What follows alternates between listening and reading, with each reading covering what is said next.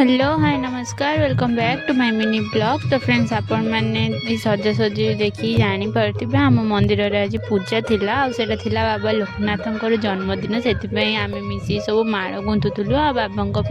प्रसाद सब जोगाड़ होता जेहेतु पूजा हम आज आउ बाबा को बहुत सुंदर भाव में सजे नुआ ड्रेस पिंधे देती आउ गोपाल ठाकुर को बहुत सुंदर से सजे सका गाधुआ पाधुआ सारिकी पूजा कम मुझे सारी देती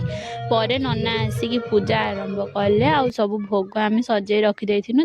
बड़ बो आम समस्ते मिसिकी फलमूल सब कटाकटी कलु नना आसिकी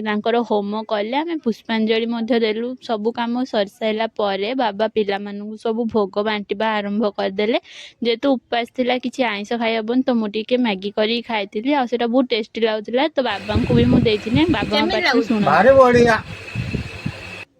देखिले तो बाबा कौन कहले संजा बेले स्टार्ट हो गला वर्षा एबे तो डेली कथा गलानी जे सकाळे बहुत जोरे गरम हम आ संजा ने बहुत जोरे वर्षा हम